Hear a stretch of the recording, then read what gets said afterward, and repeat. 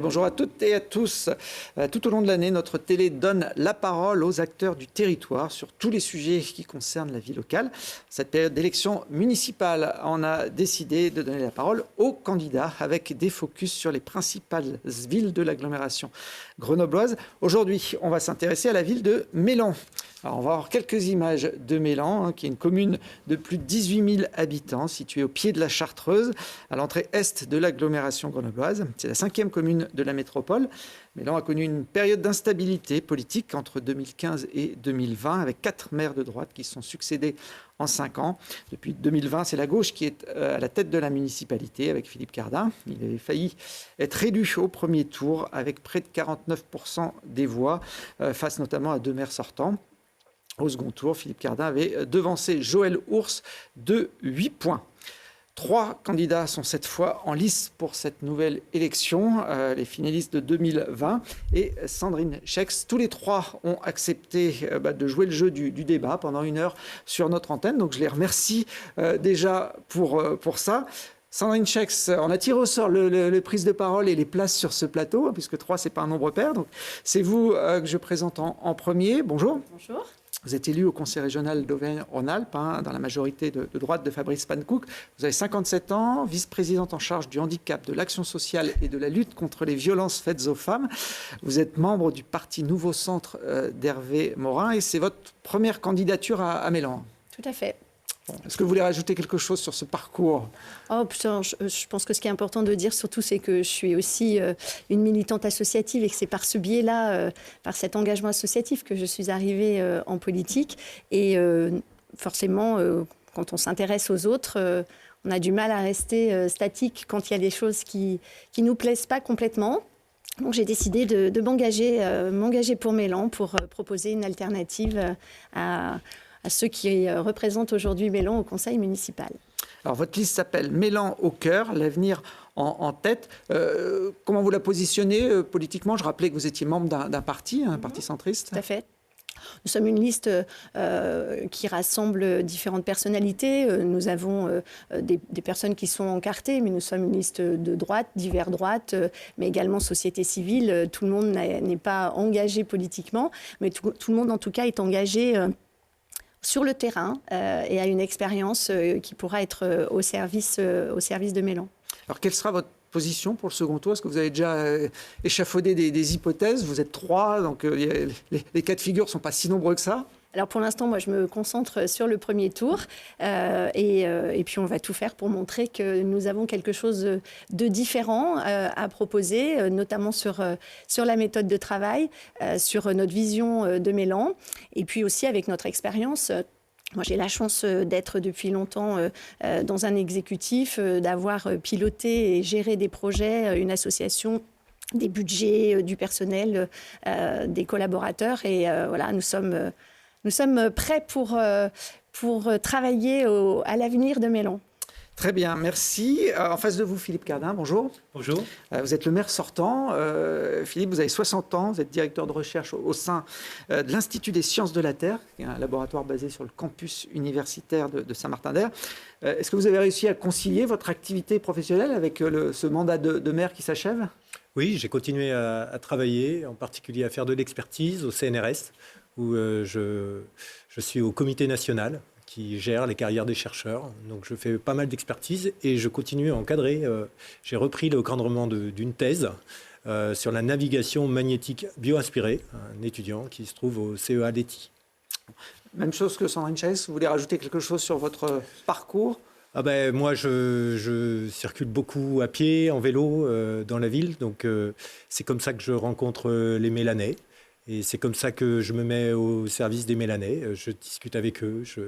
J'essaie d'être très présent dans la ville pour pouvoir bien accomplir ma fonction de maire au service des habitants. Alors, votre liste s'appelle M Mélan, en un seul mot. C'est une liste qu'on peut classer à gauche Oui, on est une liste de gauche et écologie. On est divers gauche. On a aussi des centristes avec nous.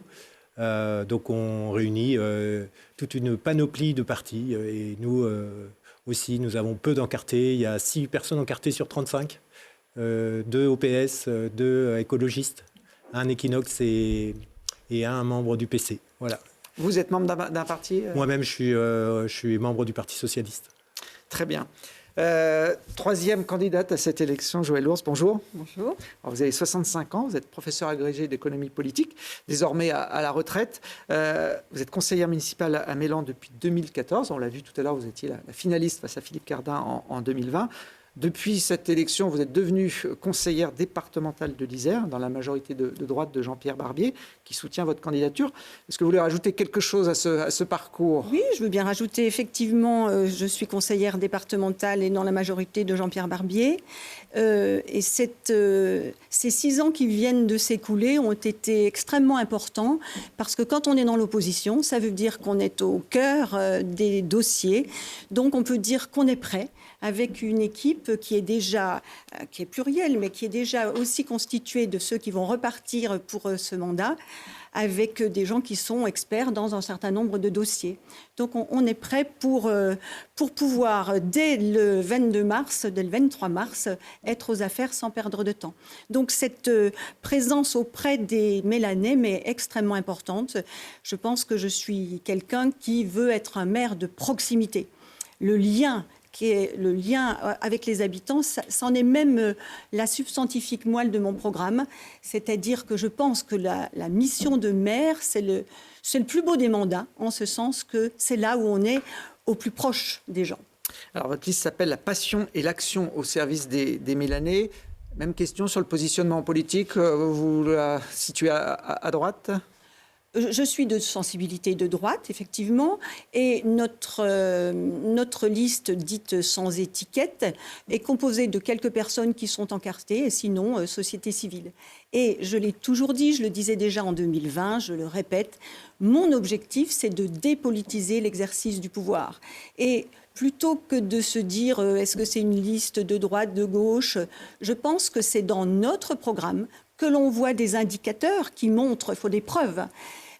Quand j'insiste sur la sécurité, sur la nécessité de faire face aux règles, aux devoirs, ce sont des marqueurs qu'on peut dire de droite.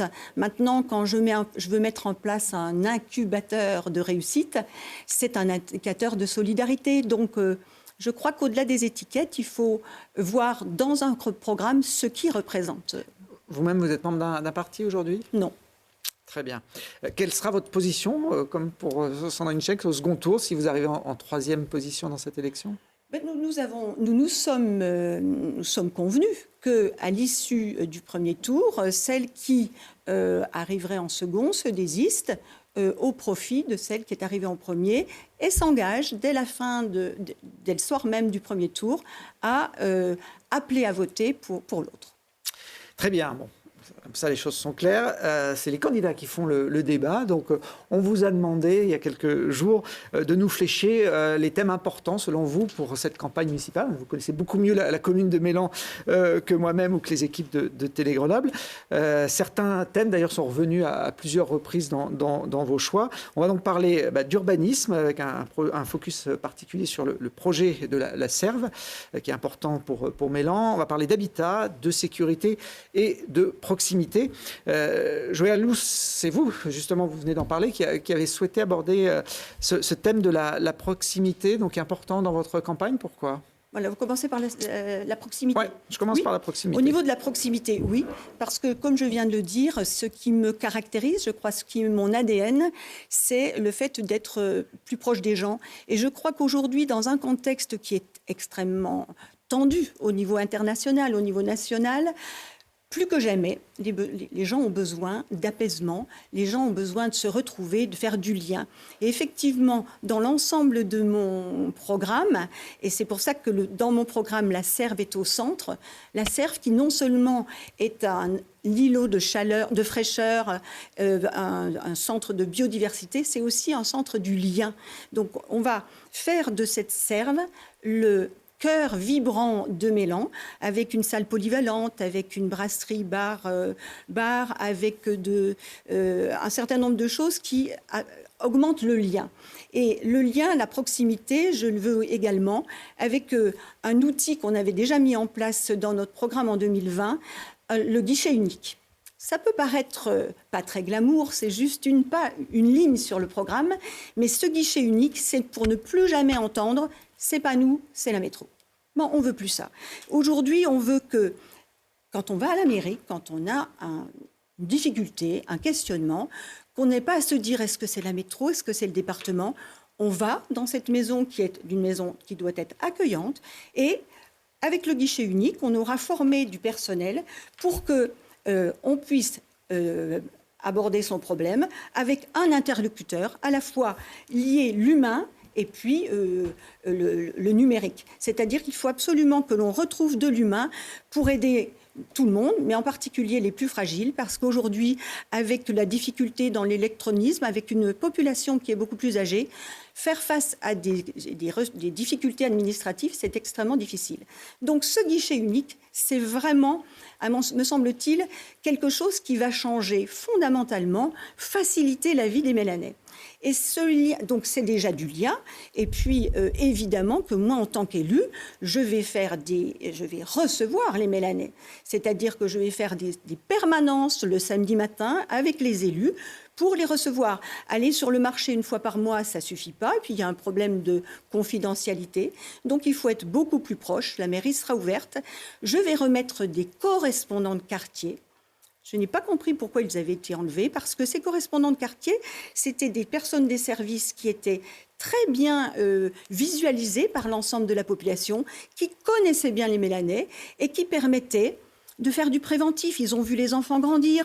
Quand ces enfants commencent à faire quelques bêtises, bien, ils ont une autorité. Ces correspondants de quartier vont être aussi, avec les élus de quartier, un lien pour faciliter la remontée des difficultés. Très bien.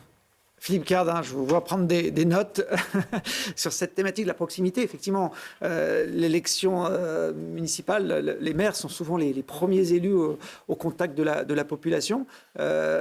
Joël Ours avait l'air de laisser entendre que certains services avaient été démis ces derniers temps. Comment vous appréhendez-vous ce sujet ? Bon, déjà, plusieurs choses. La proximité, effectivement, c'est au centre du mandat de maire.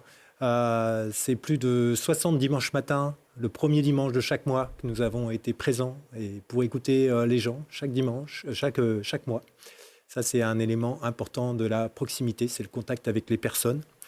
Comment on va... Et je pense que Madame Ours n'a pas bien compris ce qu'était un agent de proximité, puisqu'en fait, quand elle dit qu'elle va réintroduire les correspondants de quartier, ils existent toujours, mais ils ont juste changé de nom. Et ils sont maintenant associés à tout un système de tranquillité publique, justement, puisque ces agents de proximité connaissent effectivement bien la population.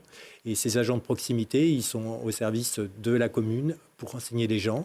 Et ils sont en proximité avec les gens. Et il y a aussi des médiateurs et la police municipale. Ils forment tout un service de tranquillité publique. Donc, ils sont bien en place.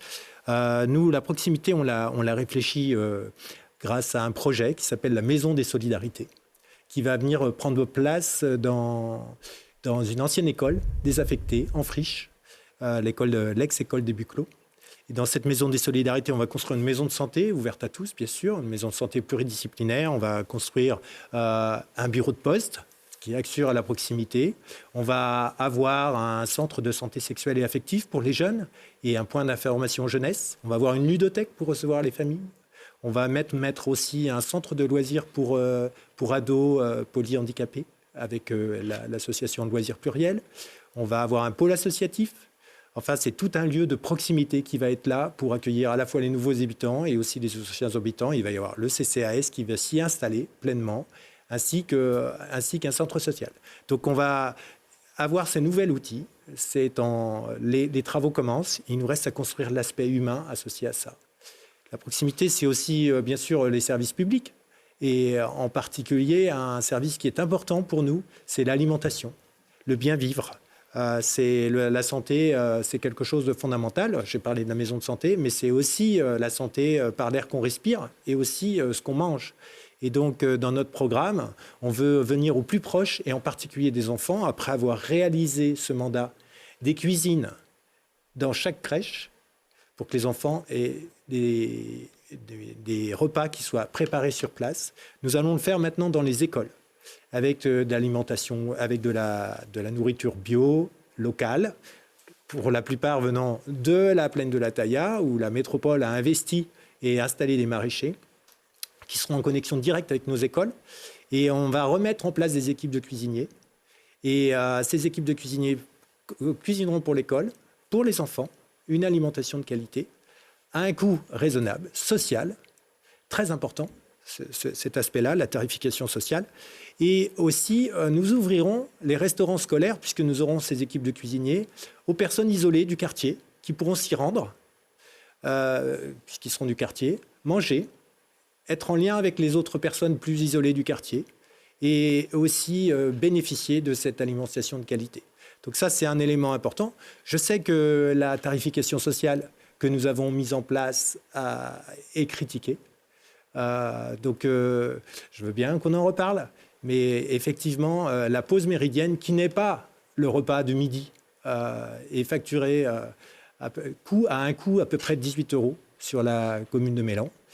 Et nous, pour une famille qui gagne 12 000 € par mois, elle paye 12 € le tarif de la cantine. C'est que 2% des enfants de l'école.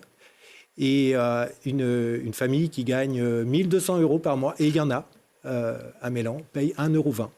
Et donc, on a voulu étendre la tarification sociale à l'ensemble des familles de Mélan, jusqu'aux revenus les plus élevés. Tout le monde est aidé. Tout le monde est aidé pour au moins un tiers. Et c'est ça qui permet la proximité. Et la fréquentation de la pause méridienne est un exemple, ce qui démontre le plus l'efficacité de cette tarification sociale, puisque c'est plus de 90% des enfants de la commune qui fréquentent cette pause méridienne ici.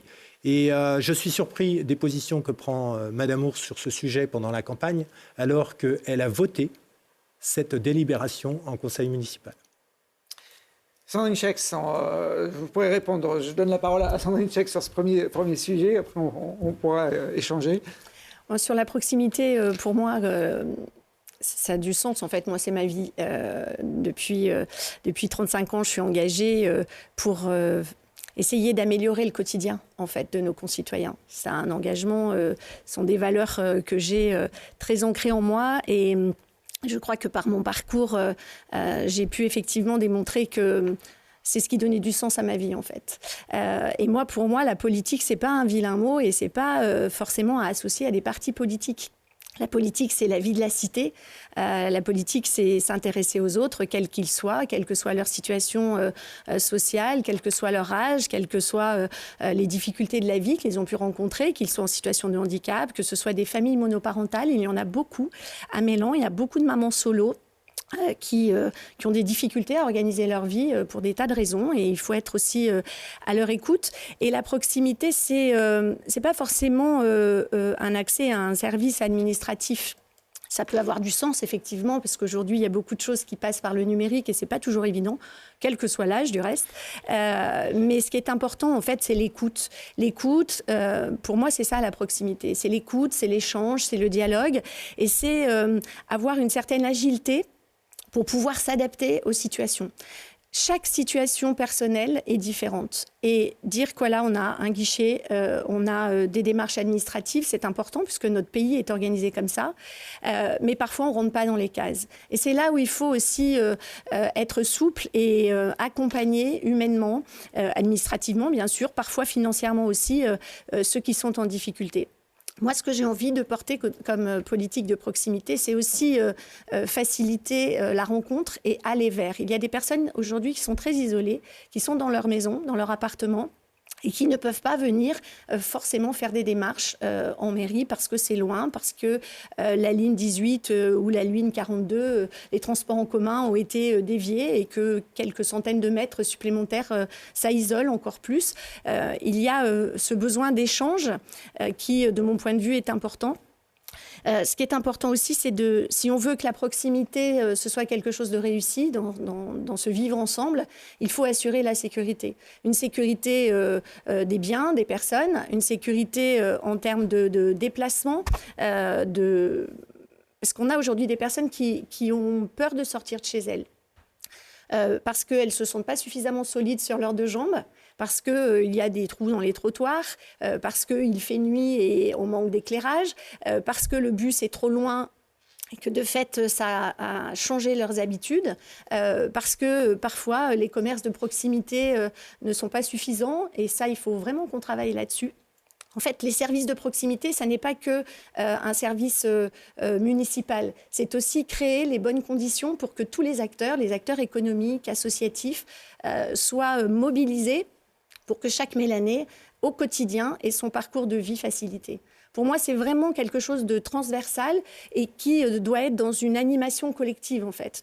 Évidemment, il faut assumer les fonctions municipales, administratives, mais il faut aussi animer au niveau de la vie quotidienne, mais aussi au niveau festif, au niveau de la rencontre. Effectivement, Mélan, c'est plusieurs quartiers, mais tous ces quartiers font Mélan, et Mélan est une commune une et indivisible, et à quel moment nous pouvons mettre en place des événements, des rencontres pour qu'on puisse se retrouver et pas forcément rester quartier par quartier. Donc la mobilité est aussi un sujet important. Joëlle Lours, vous vouliez répondre sur ce sujet à ce que disait Philippe Cardin ? Oui, parce qu'au-delà du tarif de la cantine, où je vais quand même faire une petite précision, monsieur le maire, c'est que j'ai voté le principe d'une tarification progressive, d'une tarification sociale. C'est une chose. Par contre, ne pas confondre avec les décisions du maire, c'est-à-dire qu'après, vous êtes aperçu qu'en réalité, pour fixer les tarifs, vous n'êtes pas obligé de passer par une délibération au conseil municipal, mais c'est ce qu'on appelle une décision du maire. Et là, vous avez pris la décision de ne pas borner le tarif et d'aller jusqu'à 12 €. Donc, je ne vais pas revenir là-dessus. J'ai rencontré tellement de parents qui ont été tellement surpris d'une tarification qui a été qualifiée de ville qui a la cantine la plus chère de France, jusqu'à 12 €. Et nous avons beaucoup parlé dans le Mélan ma ville, etc., sur notre positionnement. Mais plus que ça, derrière ce tarif de la cantine, ça veut dire qu'il y a le tarif du périscolaire, ça veut dire qu'il y a le tarif de la maison de la musique, etc. Et derrière, il y a une question de fond qui est: qu'est-ce qu'une mixité sociale réussie ? C'est ça la question. Une mixité sociale réussie, c'est une mixité qui fait en sorte que tout le monde peut se retrouver, et en tout cas qu'on donne les conditions. Et quand j'entends un certain nombre de familles qui disent écoutez, moi, à 12 €, quand j'ai une fratrie de 3, ça fait 36 €, finalement, ça ne me coûte pas plus cher dans le privé, je vais aller dans le privé. Je trouve ça dommage. Je trouve ça dommage. Et une tarification sociale qui irait jusqu'à 8 € me semble beaucoup plus finalement juste et correspondent à des besoins d'une mixité sociale réussie. Et puis, concernant la proximité, je voulais rajouter sur la proximité, nous sommes les seuls dans notre programme à avoir mis en place un plan santé de proximité, parce qu'il est hors de question de considérer qu'on va prendre le lead sur la santé. Par contre, combien de Mélanais aujourd'hui, quand bien même nous ne sommes pas dans un désert médical, ont des difficultés à avoir accès à un médecin généraliste. Nous sommes tous à nous dire le soir, si le petit a une otite, il faut aller aux urgences, et on sature les urgences inutilement.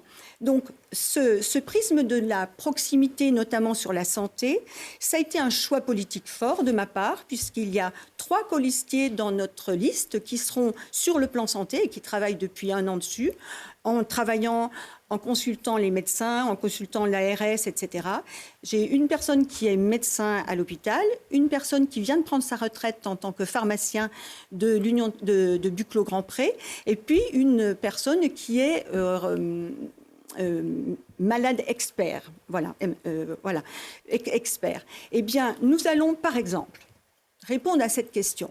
Ce pharmacien de Grand-Pré nous disait, il y avait une seule médecin gynécologue à Mélan qui s'est dit, moi, je ne peux pas dans des conditions comme ça, je n'ai pas d'aide de la mairie, je me sens seule. Moi, j'ai envie d'être dans un environnement qui soit plus favorable pour moi. J'ai pas envie d'être un petit peu à l'écart. Donc elle est partie à Montbonneau, où ils ont fait un regroupement de médecins. Donc correspond déjà ça, c'est donner l'envie de venir à Mélan. Et dans cette donner l'envie, nous avons travaillé avec l'Agence régionale de santé pour, par exemple, avoir un secrétariat qui puisse faciliter la vie de nos médecins. On va également avoir organisé une permanence, c'est-à-dire le soir, quand vous avez un problème, au lieu d'aller aux urgences, on va faire plusieurs soirs dans la semaine et le week-end, une permanence où les Mélanais pourront aller dans un lieu que nous trouverons au sein des locaux de la mairie, pour pouvoir avoir une consultation sans prendre de rendez-vous avant. Eh bien, vous voyez, cette proximité pour permettre à chacun la santé, c'est, me semble-t-il, un élément fondamental que je voulais rajouter, qui est beaucoup plus que la maison de la santé, la maison des solidarités. Je suis d'accord avec vous, monsieur le maire, et d'ailleurs, nous avons toujours été d'accord sur ce projet de la maison des solidarités, mais il ne faut pas que ça soit une coquille vide. Ce n'est pas juste j'ai de l'immobilier, il y a des médecins qui vont pouvoir s'installer. Il faut leur donner la capacité de leur faciliter la vie. Philippe Cardin. Bon, sur ce point de la santé, je pense que nous sommes tous d'accord, il n'y a pas vraiment de débat en fait. J'ajouterais et la maison de santé qui est en cours de construction avec les professionnels, y compris effectivement certaines spécialités comme la gynécologie qui manquent. C'est le projet construit par les professionnels. Et je pense que ce qui est important, c'est que nous soyons accompagnants. Et bien sûr. Et là, c'est entre 10 et 13 médecins qui vont s'installer dans la maison de santé pluridisciplinaire et ce projet est en train de se construire. Il ne s'agit pas que de murs, il s'agit aussi d'un projet humain. Ça, c'est un élément important. Mais la santé, c'est pas 20% de notre santé correspond au système de soins et 10% à notre ADN. 70% de notre santé est liée au cadre de vie, en fait. Et il ne faut pas l'oublier. Donc, agir pour la santé, c'est agir, par exemple, pour l'alimentation, pour l'air qu'on respire, pour la convivialité, dont on a déjà parlé, qui est fondamentale pour la santé mentale des personnes. L'être humain est un être social. Il a besoin de relations humaines pour pouvoir s'épanouir, s'émanciper, grandir et être en bonne santé. Et ça, c'est fondamental. La présence du végétal dans la ville, le cadre de vie, est fondamental pour la santé. Et donc, le pouvoir se promener dans les parcs, pouvoir s'asseoir, se reposer dans les parcs, c'est quelque chose d'important.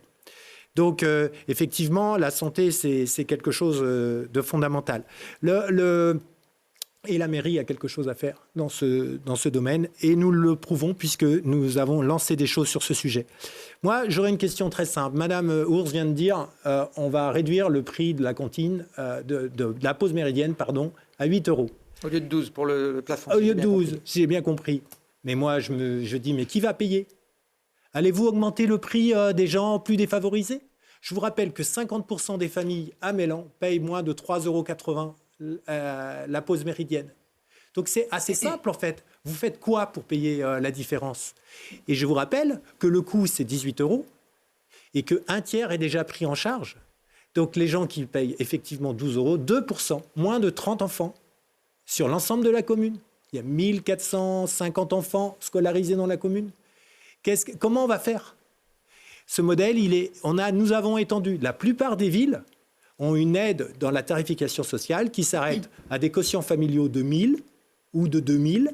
Nous sommes une des seules villes à aller jusqu'à 4 000 parce que nous voulons aider tout le monde de manière proportionnelle aux revenus. Et c'est normal que quelqu'un qui a 2 fois plus de revenus paye 2 fois plus. C'est tout à fait normal parce que l'impôt foncier, lui, il n'est pas proportionnel aux revenus des gens. Donc ça nous oblige à avoir une tarification sociale. Parce que, en fait, le mètre carré dans lequel on habite à Mélan, il est taxé par l'impôt local de la même manière quels que soient vos revenus. Donc, c'est de la justice sociale que nous faisons. Et si Madame Ours prétend que nous avons la cantine la plus chère de France, je prétends que nous avons la cantine, la pause méridienne, la plus sociale de France. Et j'en suis fier. Très bien. Sandrine, vous voulez compléter sur ce sujet avant qu'on passe au suivant? Je vais juste réagir en fait et faire un petit point de méthode pour revenir sur cette histoire de tarification de cantine, puisque c'est un peu le dialogue j'ai voté, j'ai pas voté. C'est une des raisons pour lesquelles j'ai fait le choix de me présenter à la mairie de Mélan. C'est une série de votes, en fait, qui ne correspondent pas à ma façon de voir les choses et à ma façon de travailler. Les votes de la majorité, avec effectivement des choix assumés, qui parfois sont dogmatiques, sur cette tarification sociale, sur une vision de la mixité qu'on partage humainement, mais qu'on ne partage pas dans l'application. Parce qu'effectivement, on éloigne des gens, on met les gens dans des cases en fonction de leurs revenus, sauf que des enfants, qu'ils aient des parents qui gagnent beaucoup, ou qui gagnent moins, ou qui gagnent correctement leur vie, ça reste des enfants. Et donc il faut qu'on crée en fait ce vivre ensemble et qu'on ne mette pas les gens dans des cases. Ça, c'est quelque chose qui est important pour moi et je ne juge pas ni ceux qui gagnent pas beaucoup ou qui gagnent que grâce aux allocations, ou ceux qui gagnent beaucoup grâce à leur travail et à un engagement très important, qui joue aussi sur la qualité de vie d'une famille. Donc, on doit aussi accompagner ces parents-là. Quand je parle de méthode, c'est qu'effectivement, Mme Ours a voté une délibération qui a permis de déplafonner. Monsieur le maire le disait, le quotient était à 2100, il est passé à 4000. En fait, à quel moment on se pose la question de savoir, quand on vote une délibération, quelles en sont les conséquences? Le fait d'avoir voté ce déplafonnement, c'est un choix, mais une fois qu'on fait un choix et qu'on vote, derrière, il faut en assumer les conséquences. Et c'est pareil pour d'autres sujets. Quand on vote la préemption d'appartements en diffus pour des logements très sociaux, après, forcément, ça a un impact sur le vivre ensemble dans les copropriétés. Quand on s'abstient sur une délibération ou quand on vote une délibération, par exemple, pour la Maison des Artistes au Clos des Capucins, en fait, je pense qu'il faut qu'on se pose la question dès le début, et c'est un peu aussi un des reproches que je fais à la métropole, c'est qu'en fait, on choisit d'investir pour un projet que l'on considère comme étant juste et approprié et répondant à la demande des partenaires ou des habitants. Mais à quel moment on se pose la question de savoir comment ça va fonctionner, combien ça va coûter et qui va payer? J'entends les projets. Alors, sur la Maison des Solidarités, il y a des financements de partenaires. Donc et la région Auvergne-Rhône-Alpes que j'ai pu représenter est partenaire de ce projet parce qu'il a du sens. Mais il a du sens pour répondre aux attentes des Mélanais. Mais moi, je m'interroge sur la manière dont les choses vont se faire. Parce que typiquement, comme le disait Mme Ours, ça n'est pas une affaire immobilière. Et à quel moment, effectivement, cette coordination des soins, elle ne part pas d'une volonté de la commune en disant nous, on va mettre des outils en place et ensuite on fait appel aux médecins. Mais comment on s'appuie sur les coordinations qui existent, que ce soit la CPTS au niveau du Grésivaudan, qui est des coordinations de proximité des professionnels de santé, s'appuyer sur l'existant, parce qu'après, il faut avoir une certaine humilité, en fait. On le voit bien même au niveau national, on peut dire on veut de plus en plus de médecins, on veut la proximité, on veut qu'ils travaillent tard le soir, on veut qu'ils accueillent de manière urgente, mais ça c'est de l'incantation, ça peut être des promesses. Ça peut être une réponse nécessaire aux habitants. Mais nous, notre rôle, et malheureusement, j'allais dire notre pouvoir, il n'est pas de faire à la place, il est de créer les conditions et de créer cet engagement et cette relation de confiance. Parce que quand on a, par exemple, des infirmiers libéraux sur la commune et que ces infirmiers, lorsqu'ils se baladent en voiture, parce que c'est plus pratique, surtout quand on a du matériel, et qu'on n'a pas de place pour se garer, et que malgré le caducée, quand on est obligé de se garer un petit peu sur le trottoir, on prend 135 € d'amende, c'est pas forcément des conditions optimum pour dire à tous ces professionnels de santé, non seulement vous êtes les bienvenus à Mélan, mais nous avons besoin de vous, nous avons confiance en vous et nous devons nous appuyer sur vous et être à votre écoute pour améliorer et développer la prise en charge de la santé pour les Mélanais. Et une chose est importante, et M. Cardin l'a dit, La santé, il y a la santé physique et il y a la santé mentale. Je parlais de l'isolement des personnes âgées ou des personnes en situation de handicap, mais aussi de la santé mentale des jeunes, qui est aujourd'hui un vrai sujet et sur lesquels il faut absolument se pencher, mais se pencher pas juste pour dire c'est un sujet, mais d'avoir une approche globale, effectivement, de savoir où on vit, quel est l'air qu'on respire. Comment est-ce qu'on est accompagné à l'école quand on a des difficultés, avec l'aide aux devoirs? Comment est-ce qu'on est aussi cadré avec la police municipale quand on dérape, quand on fait des incivilités qui sont parfois le lot de certains jeunes qui se cherchent, qui sont parfois manipulés aussi par des grands qui les amènent à faire des bêtises ou à faire des choses beaucoup plus graves. C'est tout ça, en fait, toutes ces pièces de puzzle que, de mon point de vue, une mairie et une équipe municipale doit mettre sur la table et essayer de coordonner pour qu'il y ait vraiment les solutions et l'environnement propice à ce que chacun puisse vivre ensemble en sécurité, en bonne santé et effectivement avec cette convivialité qui est nécessaire à une vie communale. Alors, je vous propose de passer à un autre sujet, mais on voit que tous les sujets se croisent. De toute façon, ça fait partie effectivement de la vie locale. C'est l'urbanisme. On a beaucoup développé l'urbanisme, et notamment les constructions, ces dernières années à Mélan. On voit quelques images qui vont vous parler d'un des gros chantiers immobiliers qui se situe à l'entrée de la ville, qui étaient les anciennes usines Schneider, pour le coup. Philippe Cardin, on a trop construit à Mélan depuis que vous êtes en place ? On a construit à Mélan, mais depuis que je suis en place, je ne vais pas dire le contraire, bien sûr. Tous les projets qui se sont construits à Mélan sont des projets privés, faits par des propriétaires privés, des promoteurs privés. Et en fait, le seul projet qui ne l'est pas, c'est le projet de la Serve, sur lequel nous avons concerté. Mais je reviens sur ces projets privés. En fait, ces projets privés correspondent à des droits à construire qui ont été votés. Ils ont été votés par la majorité précédente en 2012 et en 2018. Et ces droits à construire sont constitutifs de la propriété privée et donnent la valeur foncière d'une parcelle. Donc en fait, le maire, contrairement à l'assertion permis de construire, le permis de construire n'est pas une permission à construire, c'est une vérification que le projet privé qui est proposé est conforme aux droits à construire. Or, ces droits à construire, nous les avons vécus comme un héritage. Ce n'est pas nous qui les avons négociés. Et d'ailleurs, en 2018, j'étais absolument opposé à transformer, par exemple, de la zone économique en zone habitable. Et puis, depuis 2020, ce qu'a fait notre équipe, c'est de réduire les droits à construire.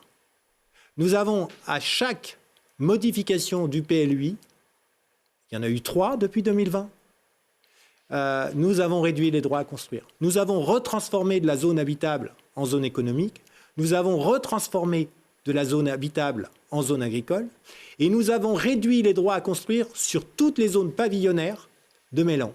Alors, évidemment, on me montre ces images en disant « voilà le résultat ». Mais ce qu'on devrait montrer, en fait, c'est les zones pavillonnaires.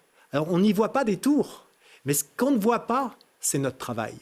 Et nous allons continuer à réduire ces droits à construire pour protéger certaines zones de Mélan.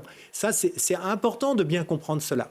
Nous sommes donc l'équipe municipale de toute l'histoire de Mélan qui a réduit les droits à construire, en fait, que nous avaient donnés nos prédécesseurs.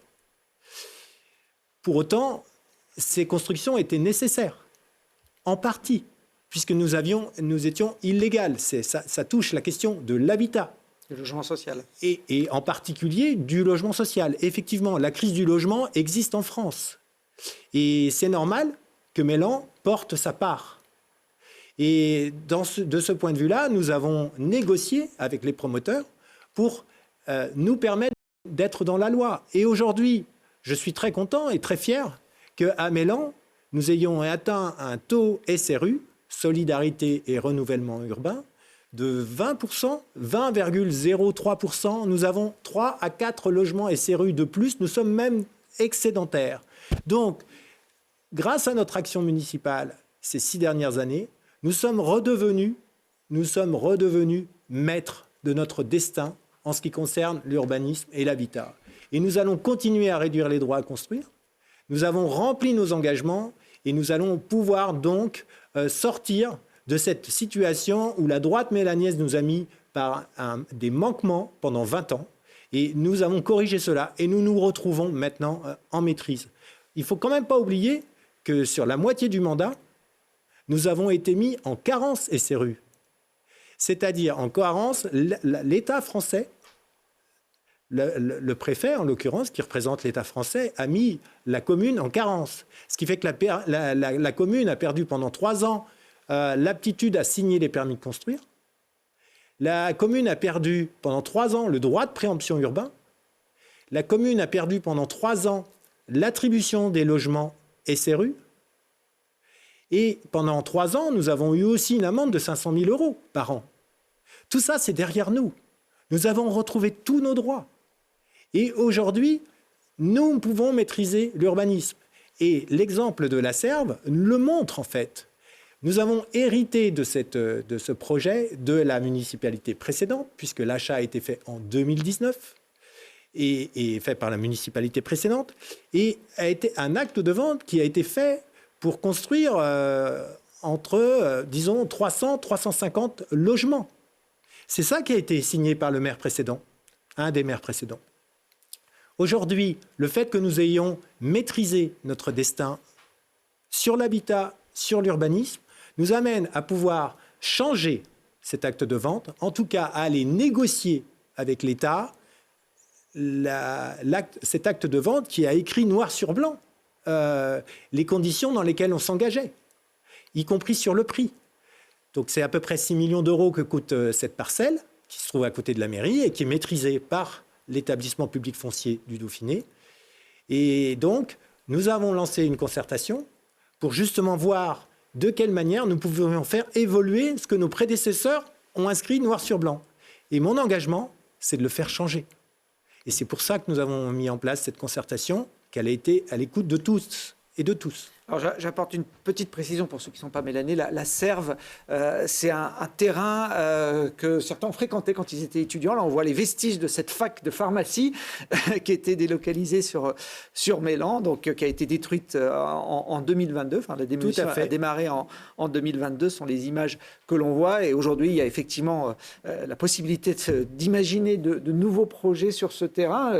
Joël Lourd, je sais que c'est un sujet qui vous tient aussi à cœur. Oui, et vous voyez, si je pense qu'il y a un intérêt fondamental à ce débat, c'est justement pour qu'on soit clair sur cette question de l'urbanisation. Parce que c'est l'élément le plus prégnant.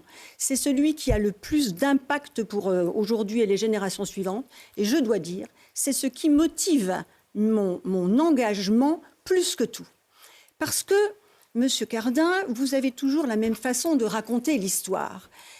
Moi, je ne raconte pas l'histoire, je pose des questions. Et visiblement, je ne les pose pas de la même façon que vous. Pourquoi passer de 18 000 à 20 000 habitants? C'est une vraie question. Et la réponse à cette question, c'est une réponse que nous avons qui est dogmatique, qui est le dogme métropolitain de gauche, d'extrême gauche, écologiste, que je ne partage pas. Et je suis contente que, quand je suis intervenue sur le plan local de l'habitat, des personnes, notamment un polytechnicien qui est venu à notre table ronde, des personnes de votre équipe ont beaucoup discuté avec lui parce que c'était intéressant. Je voudrais pouvoir démontrer que, objectivement, considérer qu'il faut que, et je vous cite, monsieur le maire, qu'il faut que Mélan prenne sa part, c'est quelque chose que je ne peux pas entendre. On ne prend pas la part. Chacun doit avoir un logement décent, quel que soit l'endroit dans la métropole. Et j'entends souvent ça. Il faut que vous ayez votre part, sous-entendu votre part de logements sociaux. Qu'est-ce que ça veut dire? C'est très choquant. Moi, je dis, on a un modèle mélanais extraordinaire. Et c'est ce modèle que je veux absolument sauver. Et ce modèle, il est bien mal en point, parce que Mélan est en train de devenir un quartier de Grenoble. Et moi, je dis, expliquez-moi, monsieur Cardin, pourquoi vous voulez qu'il y ait Mélan qui prenne sa part, quand au même moment, dans la métropole, il y a environ 10 000 logements vacants. Vous qui vous dites écologiste, pourquoi bétonner là où on pourrait laisser de la verdure, de la biodiversité qui est si importante, surtout que le réchauffement climatique s'accélère encore plus dans notre métropole. Donc, expliquez-moi, mais je n'ai jamais de réponse. Pourquoi pas réhabiliter ces 10 logements vacants, sachant qu'ils ne sont pas réhabilités dans la métropole? Et il y a de plus en plus de personnes qui quittent de l'ancien pour venir dans cette logique de logements nouveaux, et ça précipite encore le nombre de logements vacants. On n'en finit pas. Deuxièmement, vous m'avez bien entendu, monsieur le maire, au niveau du plan local de l'habitat, dire « je m'étonne au niveau de la métropole, je m'étonne ». Pourquoi vos prévisions de logement que vous avez faites, parce que vous avez signé ce plan local de l'habitat 2017-2023, moi, je n'ai pas pu le signer puisque je n'étais pas conseillère métropolitaine. Mais où vous êtes engagé à un objectif de logement de 968 ou pratiquement 1000. Non seulement vous avez, c'est ce que vous avez dit tout à l'heure, non seulement vous avez atteint l'objectif, mais vous êtes allé jusqu'à 157% de cet objectif. C'est-à-dire qu'en total, on a fait 1400 logements en plus. Ça veut dire quoi? Ça veut dire quoi? Pourquoi se donner cet objectif de logement? Vous restez dans une logique que je dirais dogmatique, quantitative. Moi, je ne pose pas la question comme ça. Je me dis, qu'est-ce qu'il faut? Comment est-ce qu'il faut construire à Mélan et ailleurs, dans l'ensemble de la métropole, pour que, je dirais, pour que le modèle mélanais puisse s'exporter. Vous voulez casser le modèle mélanais, qui est un exemple. Le niveau de parc, ces maires avant nous qui ont su sacraliser les parcs, qui ont eu une vision pour sacraliser les capucins, etc. On peut leur dire merci, parce que c'est exceptionnel. Le travail d'urbanisme qui a été fait au niveau des béalières, c'est exceptionnel. Cet habitat, cet urbanisme, il a été pensé. Il y a jusqu'à le Japon qui venait nous voir, qui venait regarder ce modèle. Pourquoi, en plus que vous vous dites écologiste, pourquoi vous donnez cet objectif quantitatif avec la métropole? Je n'ai pas les réponses. Pourquoi est-ce que, avec une augmentation de la démographie qui était de 0,8% par an dans la métropole, et ça, ce sont les chiffres de l'INSEE, on a une évolution démographique de 0,8% par an. Maintenant, c'est plus 0,8, c'est 0,2. Donc, vous faites votre calcul de prévision d'habitat sur une prévision démographique qui est trop importante. Donc, vous êtes en train de vous engager, et attention, c'est s'engager pour longtemps à bétonner, parce que ce qui est fait est fait. C'est la raison pour laquelle, vous voyez, j'ai été la seule candidate à aller jusqu'au bout du programme de la SERV, qui a fait l'objet d'une concertation très importante. Et ce projet, c'est pour montrer que l'enjeu du mandat, il est là.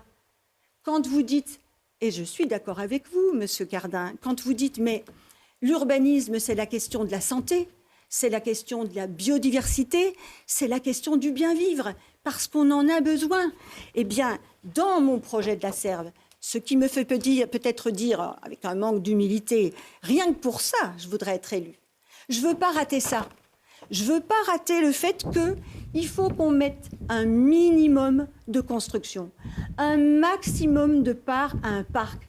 Je veux qu'on puisse dire dans 6 ans, grâce à Joël Ours, on aura créé un nouveau parc à Mélan, et un parc qui est un parc de biodiversité, qui est un parc de convivialité aussi, parce que oui, nous allons faire des constructions, parce qu'il y a des logements actifs, les logements étudiants, qui sont des logements sociaux. Nous allons faire des résidences seniors, mais nous allons faire aussi, vous voyez, Mélan qui n'a pas de salle polyvalente, qui n'a pas de centre de convivialité. Nous allons faire une halle en bois. La partie nord, nous aurons une salle polyvalente. On pourra y faire des séances de cinéma, du sport, salle polyvalente. Et vous voyez que devant, vous voyez du bleu, je ne sais pas si si les téléspectateurs voient bien. On le voit, on voit pas très bien, je ne vous cache pas, mais voyez, on comprend voit un miroir d'eau. C'est-à-dire que moi, j'imagine que là où actuellement les Mélanais n'ont pas un seul endroit pour aller manger quelque chose avec leurs amis ou aller prendre une glace, prendre un pot, le week-end, il y aura dans notre brasserie possibilité de se retrouver. C'est de la convivialité.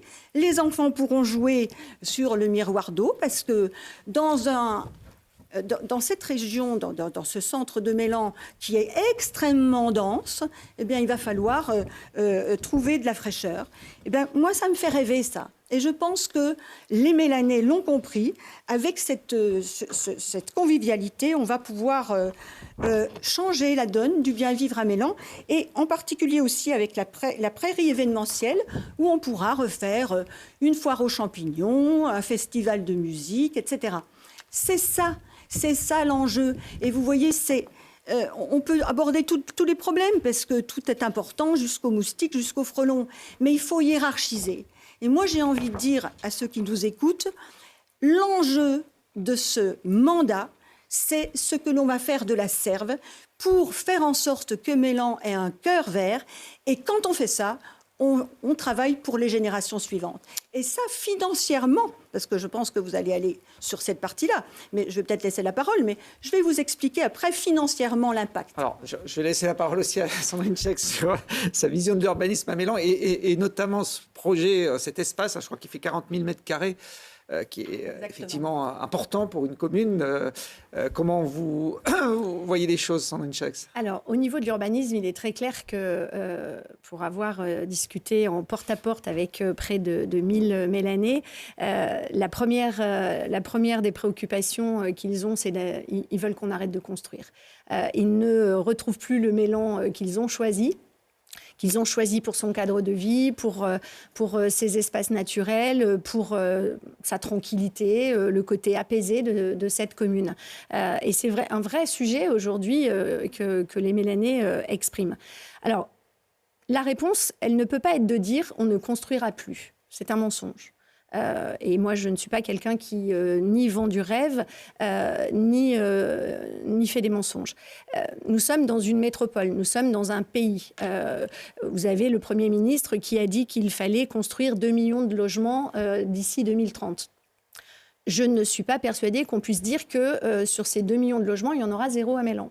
Mais moi, je ne veux plus qu'on construise d'une manière débridée et avec un côté architectural qui représente ce côté extrêmement massif. Et quand on est sur ce domaine des Saules que vous avez montré en construction, vous avez effectivement, quand vous êtes sur l'avenue de Verdun, ces bâtiments qui sont un peu décalés et qui peuvent peut-être représenter quelque chose de joli pour certains. Mais de l'autre côté, vous avez une enfilade, excusez-moi du terme, de bâtiments, les uns à côté des autres, extrêmement resserrés, et où effectivement le dégagement sur la vue et sur les espaces naturels sont quand même très restreints. Donc moi, je veux absolument freiner ça.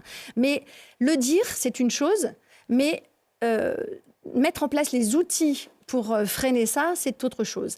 Et ça veut dire travailler sur effectivement les modifications de PLUI, sur les cahiers des charges aussi, sur lesquels nous devons challenger les promoteurs, sur la hauteur, sur l'emprise au sol, sur le taux de pleine terre, sur le fait aussi de respecter les riverains, parce que là, on construit, on parle depuis tout à l'heure de chiffres, de pourcentages, d'engagement, de PLH.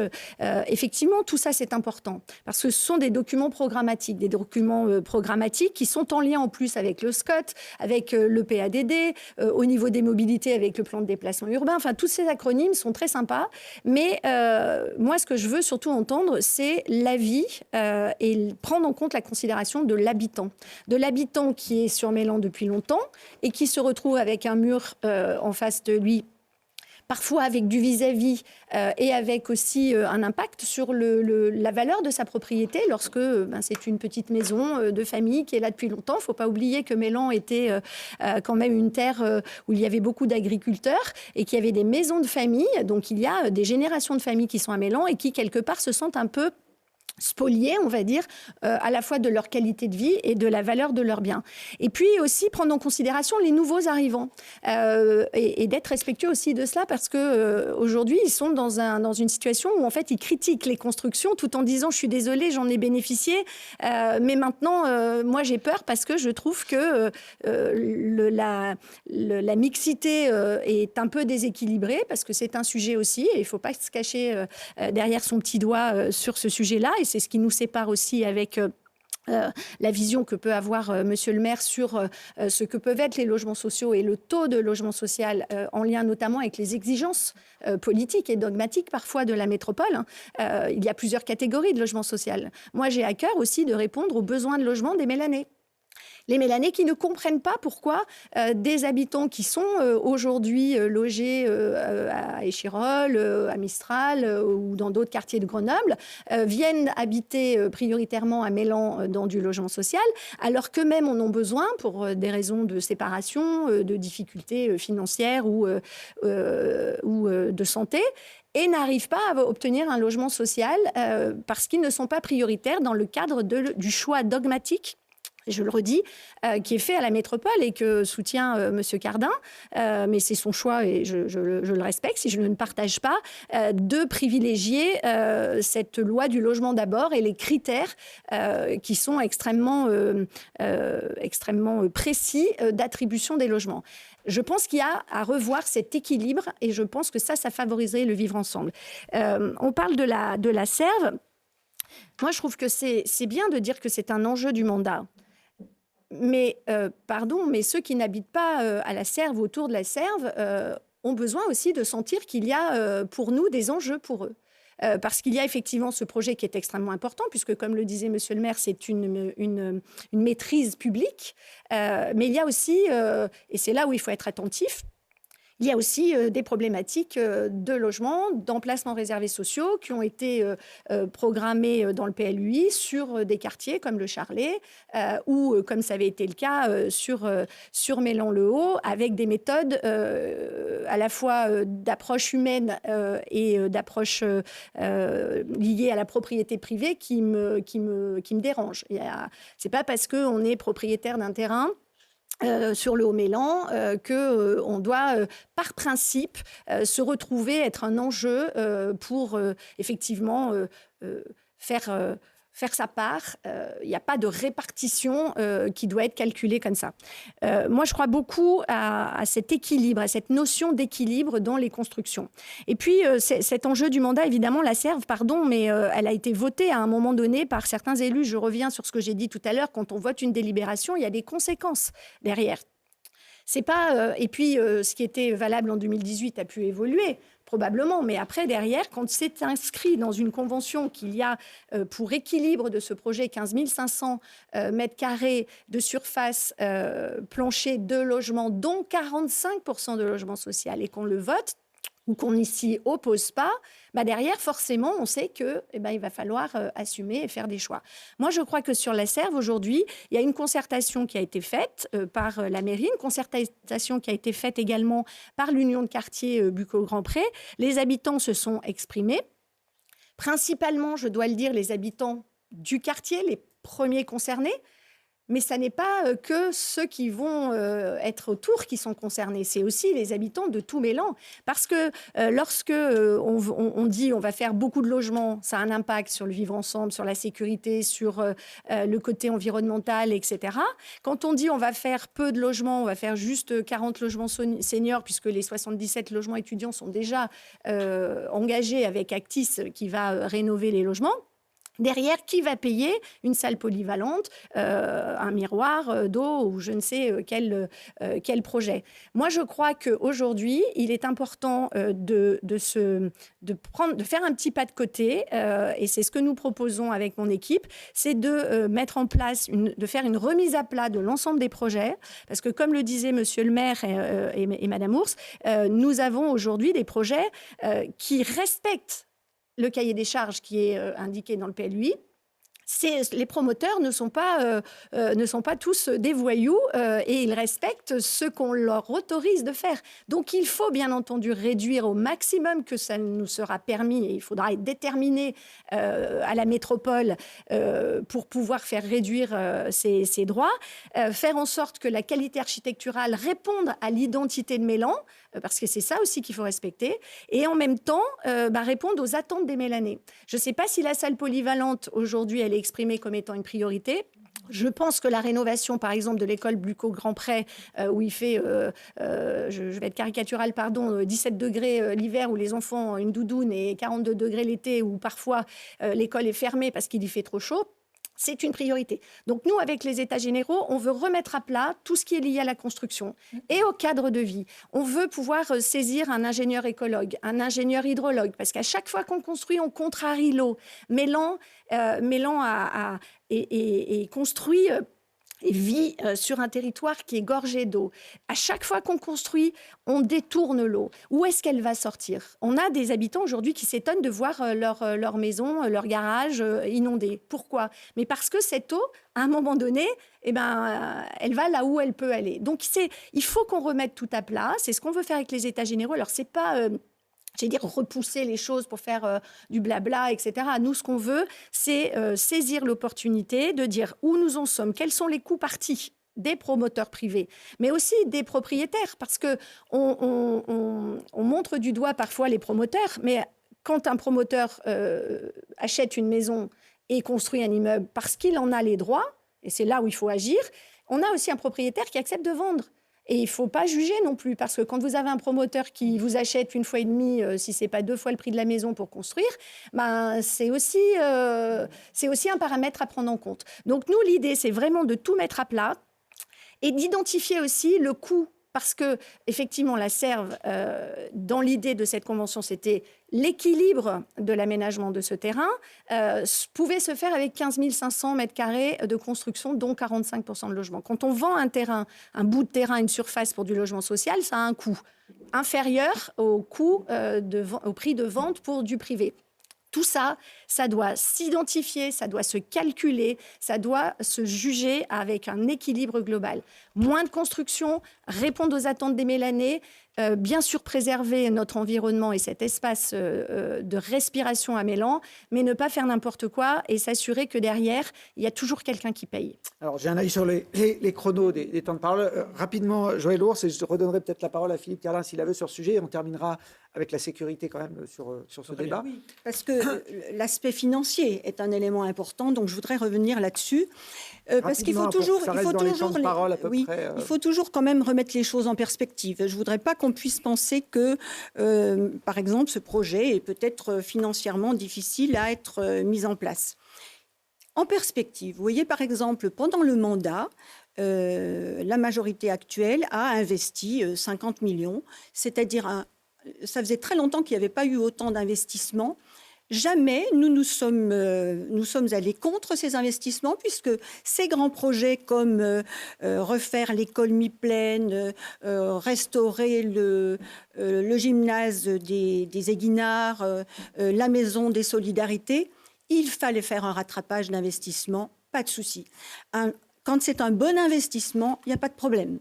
Donc là, remettons en perspective. Quand bien même ce projet avec moins de construction et plus de place pour les générations suivantes, pour notre santé, pour tout le monde et pour la convivialité, quand bien même ça coûte un peu plus cher. On a beaucoup travaillé parce que il y a tellement d'éléments en jeu que c'est compliqué d'avoir des fourchettes. Mais quand même, on se disait globalement, si le déficit d'un projet comme ça est un peu plus important, quand bien même on le mettrait à 3 millions, sur l'ensemble des 50 millions du mandat, ça fait 6% de votre investissement, monsieur le maire. Vous riez, mais je trouve ça, c'est très sérieux. C'est très sérieux. C'est très sérieux parce que ça change tout. Et il ne faut pas avoir une vision, une fois de plus, très cri-cri, très quantitative à court terme. Là, il y a une ambition pour les générations suivantes. Maintenant, Madame Chex, vous dites, est-ce qu'on aura l'argent pour la salle polyvalente ? Moi, je vais vous dire, si cet argent pour salle polyvalente, j'ai déjà même pensé, il n'y a pas que la salle polyvalente, il y a l'aménagement du parc, il faut faire un aménagement. Si, par exemple, et en fait, ça passe dans notre projet. Après, c'est un peu sur l'ensemble du mandat. Mais quand bien même, il faudrait se dire, parce que nous n'avons pas parlé de la mairie qui est dans un état très avancé de décomposition, il faut aussi rénover la mairie. Je me disais même, dans mon fort intérieur, s'il y a des choix à faire, eh bien, peut-être qu'il faudra, c'est dommage pour surtout les services, mais peut-être repousser la rénovation de la mairie, parce que finalement, ça, vu de 2-3 générations, on l'oubliera d'avoir été dans une mairie qui est quand même pas très agréable, ni l'été, il fait trop chaud, il fait trop froid. Donc, vous savez, une fois de plus, les choix politiques, quand on ne veut pas faire, on va toujours trouver des raisons parce que financièrement, ça ne passera pas.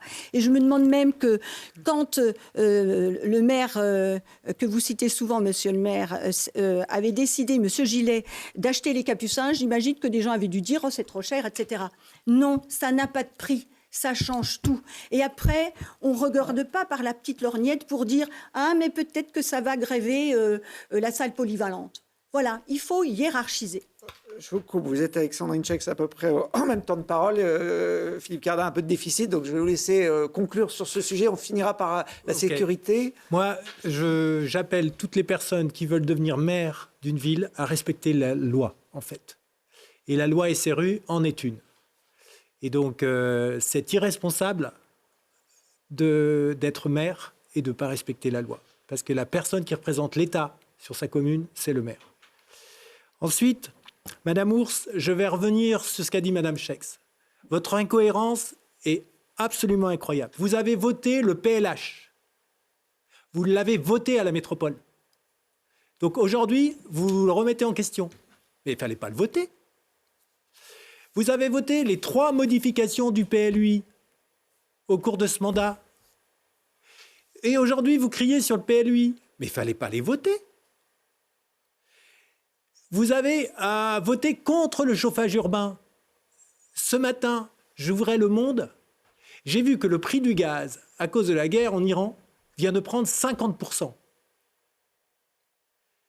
Grâce aux nouvelles résidences qui ont été construites à Mélan, et en particulier le domaine des Saules Blancs, nous avons pu avoir le chauffage urbain entre Athanor et ces 2800 logements qui sont reliés au chauffage urbain, avec un prix d'énergie garanti et avec un bilan carbone excellent. Nous avons baissé par le chauffage urbain 250 kg de carbone par habitant de Mélan. Donc c'est aussi ça l'urbanisme. C'est aussi, vous parlez de l'urbanisme privé, mais le premier urbanisme sur lequel le maire a la main, c'est l'urbanisme des espaces publics. Et pourquoi vous n'en parlez pas? La végétalisation, combien on a fait de végétalisation sur la ville? Nous avons planté 1600 arbres. Là où la majorité précédente, pendant le mandat, on avait planté 60. Donc moi, je parle pas de promesses, je parle juste de faits qui se sont passés. Ces nouveaux habitants, vous dites que j'en fais un dogme. En fait, avant les années 2000, Mélan avait entre 19 et 20 000 habitants. Aujourd'hui, Mélan a 19 100 habitants. Mais en 2020, Mélan avait 17 000 habitants. Ça devenait critique. Ça devenait critique pour les commerces de proximité que vous appelez de vos voeux. Moi, le boucher me disait, ça va être difficile pour moi. La semaine dernière, je suis repassé voir le boucher du centre commercial des Buclos. Je lui ai demandé. Il dit, ben voilà, les choses sont arrangées. J'ai de nouveau une clientèle. C'est pareil. Nous n'avons pas augmenté les impôts pendant ce mandat. Pourquoi nous n'avons pas augmenté les impôts, malgré les investissements que vous avez soulignés? Principalement grâce aux nouveaux habitants, en fait. Il faut qu'on se le dise. Toutes les autres communes alentours ont augmenté leurs impôts. À Mélan, nous ne l'avons pas fait. Mais pourquoi? Parce que nous avons étendu. Donc les nouveaux habitants, ils nous ont amené le chauffage urbain. Ils nous ont amené le fait qu'on n'augmente pas nos impôts.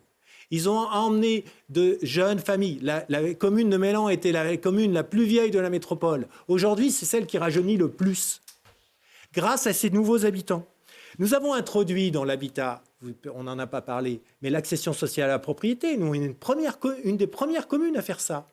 Il y a 68, ce qu'on appelle des BRS. Ça permet à des gens d'accéder à la propriété à un coût réduit. Ça a permis à des primo-accédants de s'installer à Mélan. Des gens qui n'auraient pas accès, qui ne veulent pas louer, qui veulent devenir propriétaires, mais qui ne pourraient pas accéder au prix normal de la propriété. Vous parlez des gens qui arrivent à Mélan dans les logements sociaux. Moi, je suis passé voir ces gens. D'accord ? 40% des gens qui se sont installés dans les logements locatifs sociaux, c'est des mamans solo. Une dame assistante maternelle, séparée de son mari, qui se permettent de continuer à avoir des assistantes maternelles dans notre ville. On parlait de proximité, c'est fondamental. Des pompiers, des instituteurs, des infirmières qui travaillent au CHU. C'est toutes des personnes qui, d'une certaine manière, ne sont pas assez pauvres pour pouvoir accéder au logement locatif social.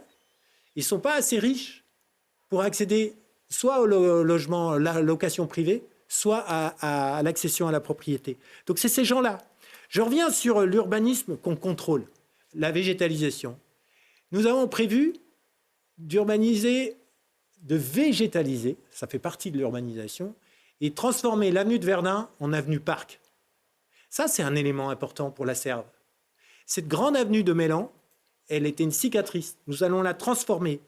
Nous voulons requalifier l'entrée de ville. Nous voulons végétaliser la place de la Louisiane, comme nous l'avons fait pour le quartier Mi-Plaine. Ça, c'est des éléments importants, parce que c'est des éléments sur lesquels on a la main. On n'a pas la main sur la propriété privée, comme l'a bien souligné Sandrine Schex. Vous semblez l'oublier. Enfin, je vais venir sur quelque chose qui me choque un peu.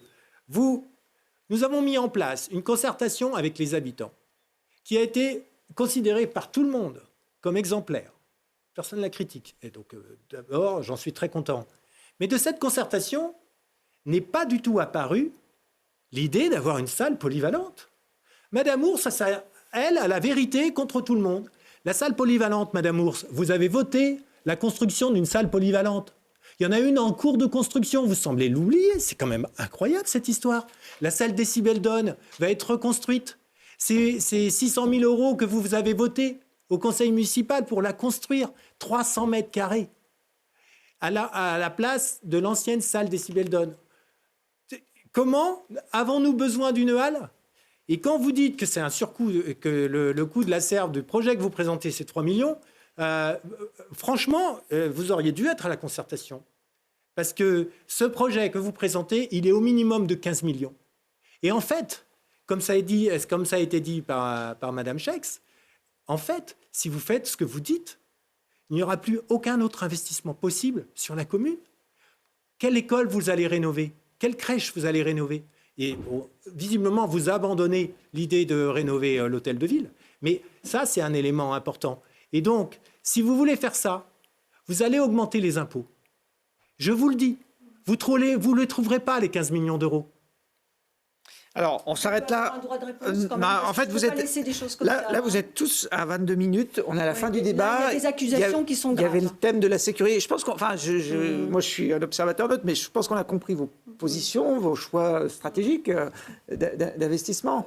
Là, je veux bien un droit de réponse parce qu'il y a des choses graves. Sur quel point, sous-entendu, je ne sais pas gérer puisque je vais augmenter les impôts. Bon, je pense qu'après une trentaine d'années pour être enseignante à l'université d'économie et gestion, la gestion d'un budget, ça va, je devrais avoir quelques fondamentaux.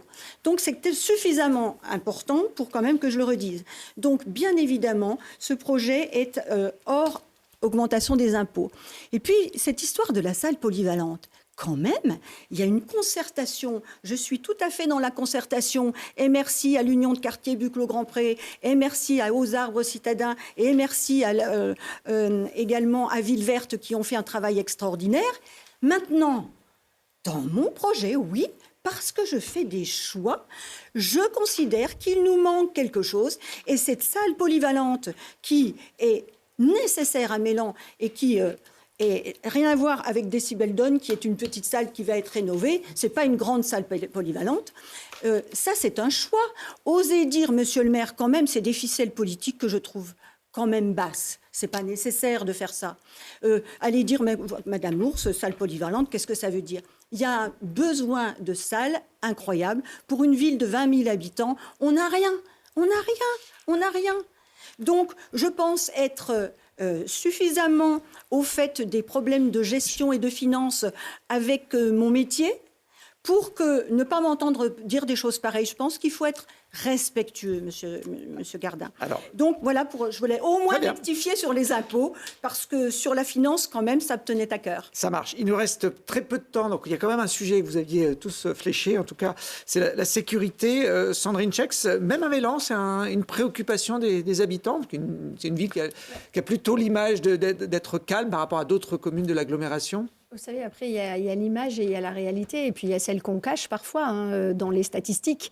Les Mélanais ne vont peut-être moins porter plainte aujourd'hui parce que quand on leur casse la vitre, quand on leur enlève les pneus, finalement, aujourd'hui, mais c'est un peu un état national de se dire ça ne sert à rien, de toute façon, les condamnations n'arrivent pas, c'est difficile de trouver qui sont les auteurs.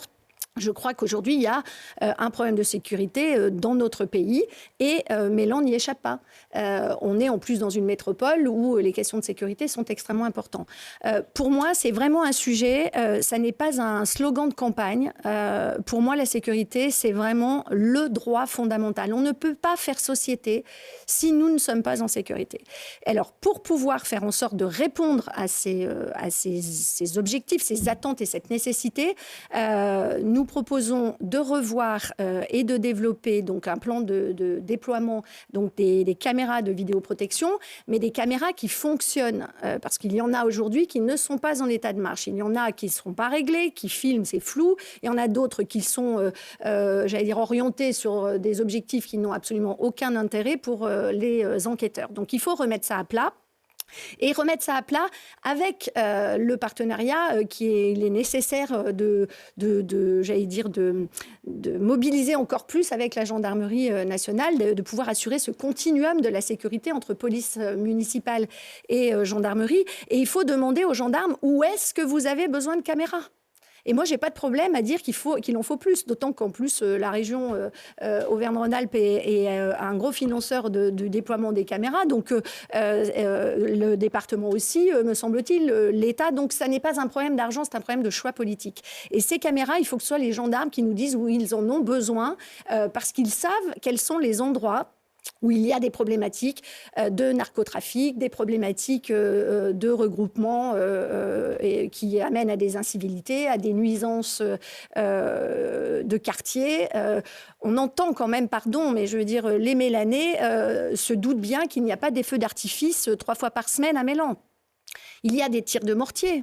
On retrouve au petit matin, notamment dans le quartier des Yguines Armées, pas que ce soit au Buclos, que ce soit à la Revirée ou ailleurs, on retrouve les déchets des tirs de mortier, on retrouve les bonbonnes de gaz, de gaz hilarant, de protoxyde d'azote. Et j'imagine que même si les Mélanais sont probablement gourmands, je ne suis pas sûre qu'ils consomment autant de chantilly que l'on retrouve de bonbonnes de gaz. Donc, il y a des problématiques. Les caméras, c'est une solution. Le centre de supervision urbain, aujourd'hui, nous en avons besoin.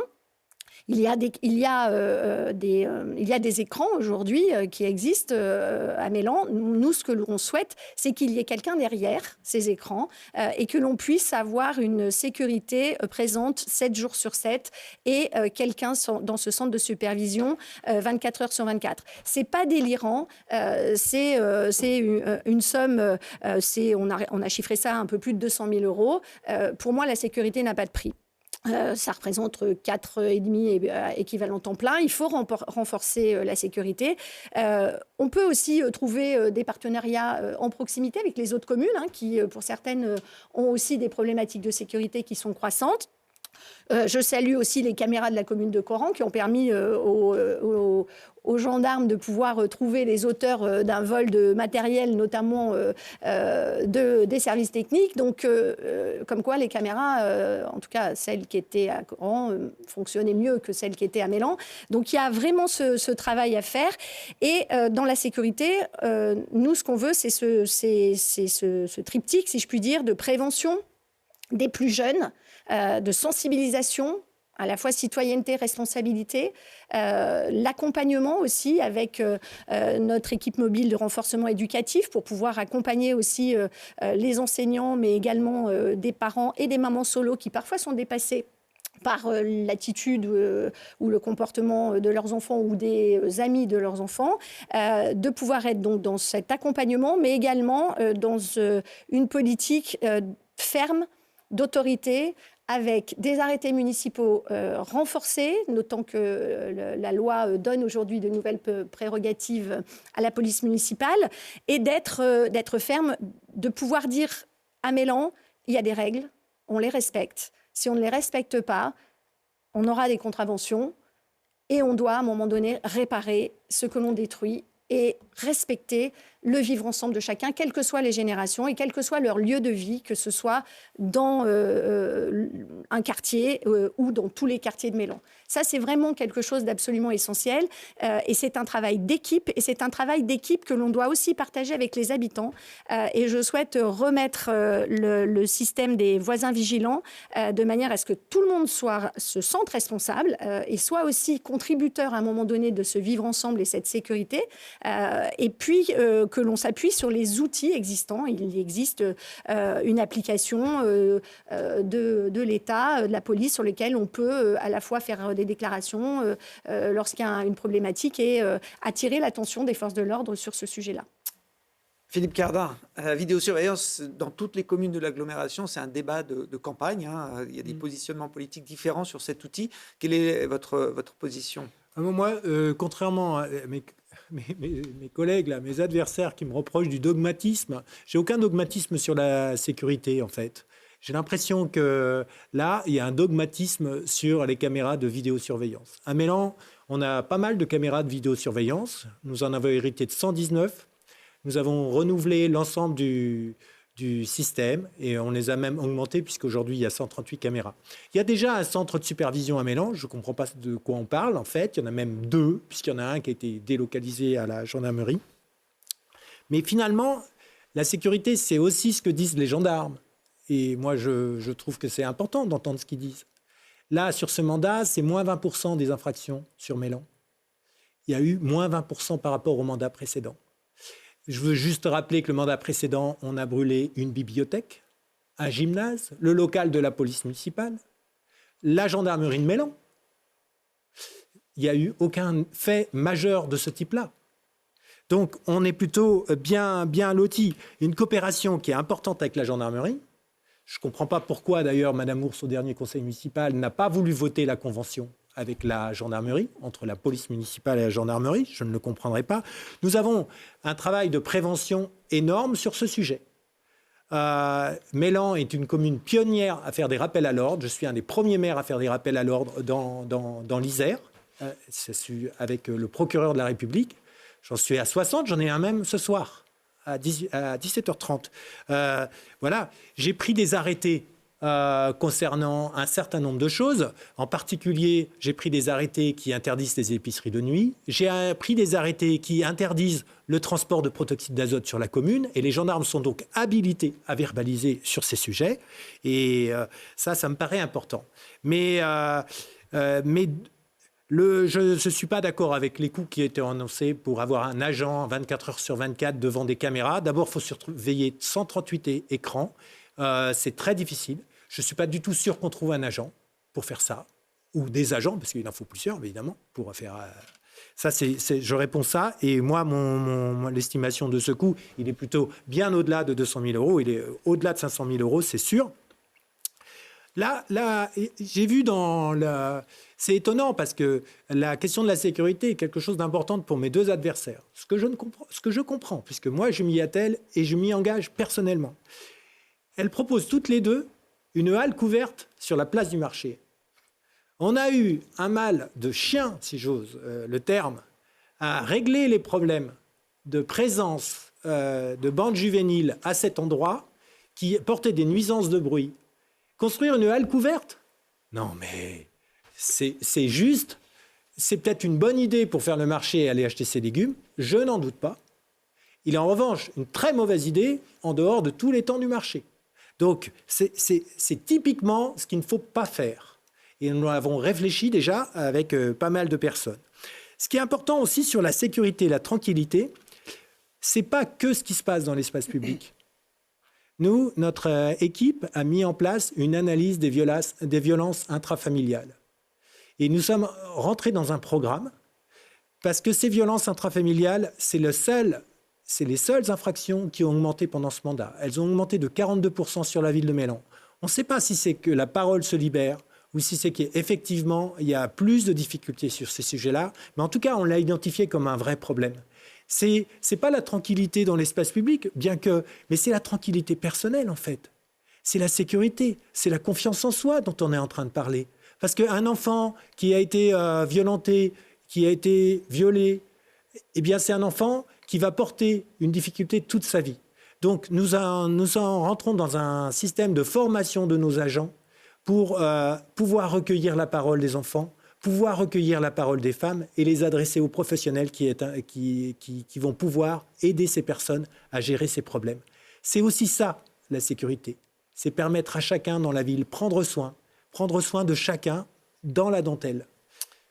Alors, je vous coupe, Philippe Cardin, parce que vous êtes à peu près à égalité avec Sandrine Chaix. On arrive à la fin de ce débat. Je vous donne la parole sur ce sujet, évidemment, Joël Ours, mais très rapidement, un peu plus court que vos deux concurrents, parce que vous aviez pris de l'avance. Oui. Alors, en termes de sécurité, évidemment, la sécurité, ce n'est pas une option. C'est un droit fondamental.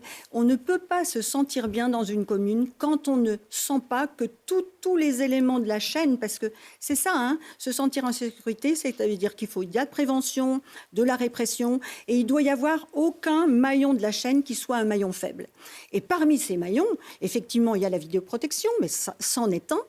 Et c'est un choix politique, une fois de plus, la vidéoprotection. Et comment réduire les trafics de drogue, les tirs de mortier, les voitures brûlées, etc., etc. Plus on met de caméras, mieux c'est. C'est un élément important.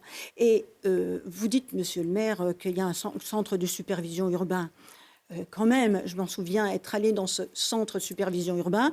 En fait, il fallait chercher la clé pour ouvrir le local dans lequel il y avait un ordinateur qui était fermé. Quand on parle de centre de supervision urbain, je suis allée voir celui du Versou. Donc, le Versou, c'est une petite commune.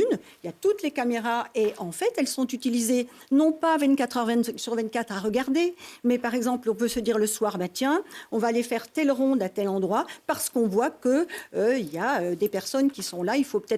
Donc, on travaille comme ça. Et votre mauvaise foi quand même, monsieur le maire, en disant « Ah, mais on ne va pas faire une halle, alors que c'est attendu de tant de années, parce qu'il y a de l'insécurité ». Mais non, on ne va pas se laisser pourrir la vie par une petite partie de la population au détriment du reste. Ça s'appelle un nivellement vers le bas.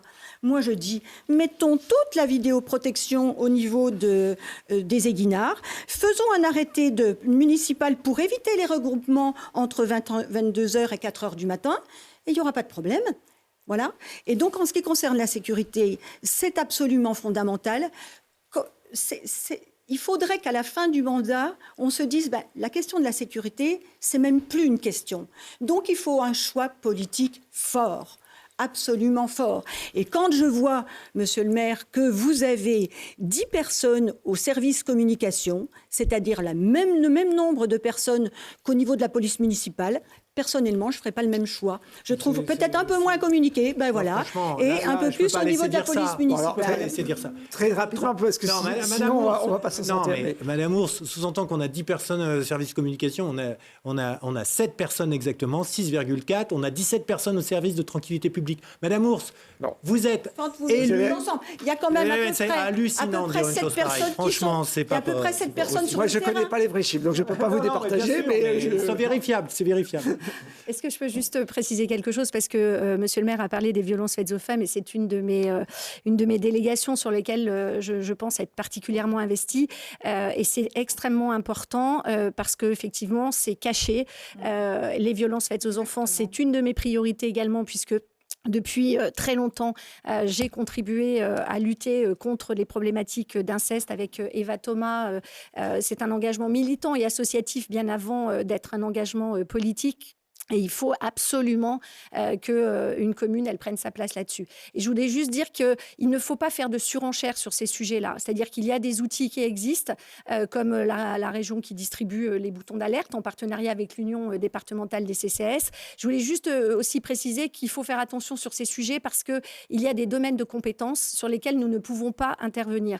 Les téléphones grave danger, ce sont des outils qui sont à la main du procureur de la République et du tribunal dans le cadre d'une procédure judiciaire. Tout ce qui est accompagnement éducatif, c'est dans le cadre de la protection de l'enfance, l'aide sociale à l'enfance, c'est une compétence du département. Par contre, nous, ce qu'il faut, c'est qu'on soit à l'écoute des enfants victimes, à l'écoute des femmes victimes, parfois des hommes victimes, et que l'on puisse jouer justement cet accompagnement vers ceux dont c'est le métier. Former, c'est important, former les agents. Nous voulons aussi qu'il y ait l'attestation d'honorabilité parce que c'est essentiel pour ne pas se tromper lorsqu'on recrute ou quand on finance des associations qui accompagnent les plus vulnérables. Mais il faut que chacun aussi, même si on a envie de tout faire, que chacun fasse attention aux compétences des uns et des autres. Alors, on a beaucoup parlé. Je pense que les Mélanais qui ont regardé ou qui verront ce débat ont bien compris vos différentes positions. Je vous ai laissé le temps de bien vous expliquer sur les différents sujets. On arrive à la conclusion. On a fait un petit tirage au sort avant le démarrage. Donc, c'est Joëlle Ours qui va être la première à conclure. Une conclusion très rapide, une petite minute. Là, si vous voulez regarder la caméra en face de vous pour vous adresser aux téléspectateurs, vous pouvez le faire. Écoutez, Mélanais, je pense que vous l'avez bien compris, que Mélan est une ville qui n'est pas comme les autres, c'est une ville nature, et que je suis absolument déterminée à changer le destin de Mélan. Parce que c'est nécessaire pour s'adapter aux défis qui nous attendent. Comme je le dis souvent, Mélan ne doit pas devenir un quartier de Grenoble. Moi, je veux une ville où chacun se sente en sécurité, parce que c'est la base. Sécurité pour tous, qu'on n'ait pas à se poser la question le soir, est-ce qu'on peut sortir, est-ce qu'on ne peut pas sortir. Je voulais dire également que je suis une femme libre. Libre en ce sens que je ne suis pas une femme d'appareil. Je n'appartiens pas à un parti. Je dois dire que mon parti, c'est vous, c'est les Mélanais. Mon parti, c'est Mélan. Je dirais même, mon parti, c'est mon bon sens paysan et l'amour de ma ville. Et insister également parce que quand vous allez voter les 15 et 22 mars, vous votez pour un programme, vous votez aussi pour une personnalité. Et je pense qu'il y a une nécessité avant tout d'avoir un maire proche de vous. J'ai pris ma retraite pour être effectivement 100% à vos côtés. Donc j'espère être un maire qui sera à votre service, qui vous rassemble, qui vous ressemble. Et je ne veux pas que l'avenir de Mélan se subisse, soit subi notamment sous le diktat de la métropole. Je veux l'avenir de Mélan qui soit en collaboration avec la métropole, parce qu'il y a des enjeux sur le PLUI, sur le PLH, etc., qui sont évidemment liés à la métropole. Mais attention, il faut négocier, et négocier d'un point de vue équitable. Donc, je vous propose de choisir ce changement pour Mélan les 15 et 22 mars prochains. Merci, Joëlle Ours. Philippe Cardin, à vous. Très bien. Ces derniers jours, avec le retour du printemps, je me suis pas mal promené dans les parcs de Mélan, dans les rues, et j'ai vu de nombreuses personnes assises sur les bancs publics, et notamment ceux que nous avons installés, c'est-à-dire 50 pendant ce mandat. Les bancs, ça peut paraître anodin, mais en fait, ça dit beaucoup sur une ville et ce que la ville peut faire pour ses habitants. Installer des bancs, c'est d'abord donner la possibilité de contempler, de se ressourcer, d'être dans les parcs de Mélan et d'en profiter pleinement, d'observer la nature. Installer des bancs, c'est aussi favoriser la discussion, les lieux de convivialité. Par exemple, les parents qui peuvent profiter des bancs quand ils accompagnent leurs enfants dans les aires de jeu de la ville. Installer des bancs, c'est aider à la santé, à l'autonomie, au sport. Par exemple, pour les personnes les plus âgées, qui, lors de leur promenade quotidienne dans les parcs de Mélan, ont besoin de faire des haltes. Il y a des villes qui enlèvent leurs bancs à cause des problèmes de sécurité. Nous, à Mélan, nous en installons. Parce que pour nous, l'espace public, c'est un bien commun pour toutes et tous. Tout ça, c'est le rôle d'une ville qui protège, le rôle d'une ville qui prend soin. Et moi, je suis fier d'être maire de Mélan, au service des Mélanais. Merci Philippe Cardin. On conclut, c'était le tirage au sort avec Sandrine Chex.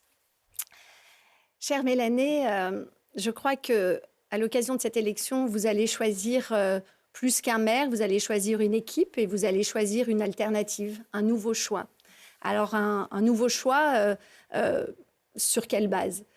Sur la base de promesses, sur la base d'engagement, parfois votés, parfois assumés, parfois pas assumés. C'est aussi ça, l'engagement. Mais ceux qui me connaissent savent que moi, je suis quelqu'un de très engagé, quelqu'un de conviction.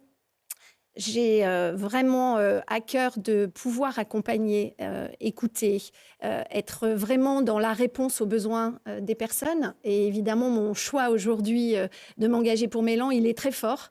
On parle parfois d'ego, je l'entends. Je n'ai pas une nécessité dans ma vie de me dire « je veux être maire de Mélan ». J'ai cette chance aujourd'hui d'être utile chaque matin quand je me lève avec les fonctions qui m'ont été confiées à la région. J'ai eu cette chance d'être utile lorsque je présidais des associations avec des projets. Moi, ce que je veux aujourd'hui, c'est me consacrer à ce que Mélan reste, dans certains cas, et redevienne, dans d'autres cas, le Mélan que nous avons choisi. Ce Mélan pour lequel nous avons un point commun avec monsieur le maire et madame Moore, c'est que nous l'aimons.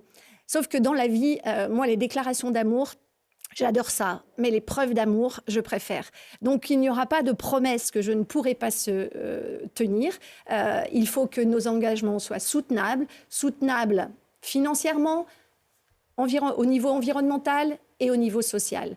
Donc, j'espère et je compte sur vous pour que vous fassiez confiance à cette alternative. Même si la confiance, ça se gagne, je peux vous assurer que mon engagement est total et déterminé. Merci à tous les trois d'avoir joué le jeu de ce débat enregistré en conditions de direct. Je vous donne rendez-vous pour voter, mais aussi sur l'antenne de TG+, les 2 dimanches d'élection à partir de 19h45. On sera en direct, en continu, pour donner tous les résultats des villes de l'agglomération et des communes de l'Isère. Donc voilà, vous êtes les bienvenus aussi pour venir commenter les résultats de Mélan qu'on suivra avec attention. Et puis je précisais à nos téléspectateurs que vous pouvez revoir toutes nos émissions sur les municipales en replay sur notre nouveau site tgplus.fr. Merci à tous les trois. Merci à vous.